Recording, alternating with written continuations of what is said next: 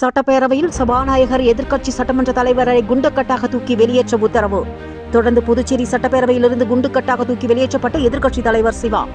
திமுக காங்கிரஸ் சட்டமன்ற உறுப்பினர்கள் கண்டனம் தெரிவித்து வெளிநடப்பு.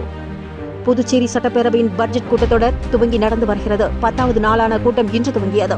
முதலாவதாக சட்டசபை உறுப்பினர்களின் கேள்வி நேரம் துவங்கியது. அப்போது குறுக்கிட்டு பேசிய சட்டமன்ற எதிர்க்கட்சித் தலைவர் சிவா, புதுச்சேரியின் தலைமை பொறியாளர் கைது செய்யப்பட்ட விவகாரம் தொடர்பாக அவையை ஒத்திவைத்து இதுகுறித்து விவாதம் நடத்தப்பட வேண்டும் என்று கோரிக்கை விடுத்தார். இதே கோரிக்கையை காங்கிரஸ் உறுப்பினர்கள், திமுக உறுப்பினர்களும் முன்வைத்தனர். அப்போது கேள்வி தொடர் முடிந்த பின்னர் இதுகுறித்து விவாதிக்கலாம் என சபாநாயகர் அறிவுறுத்தியதை அடுத்து அவையில் தொடர்ந்து கூச்சல் எழுப்பி சபாநாயகர் முன்பாக தொடர்ச்சியாக இந்த கோரிக்கையை வலியுறுத்தி வந்தனர். அதற்கு சபாநாயகர் செல்வம் எதிர்க்கட்சி சட்டமன்ற தலைவரை உடனடியாக குண்டுக்கட்டாக தூக்கி வெளியேற்ற உத்தரவிட்டார்.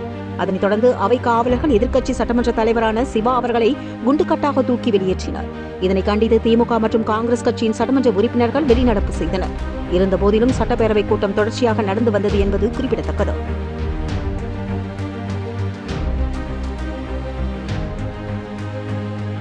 மேலும் தகவல்களை தெரிந்து கொள்ள தமிழ் நியூஸ் வாய்ஸ் யூடியூப் சேனலை சப்ஸ்கிரைப் பண்ணுங்க. தேங்க்ஸ் ஃபார் வாட்சிங்.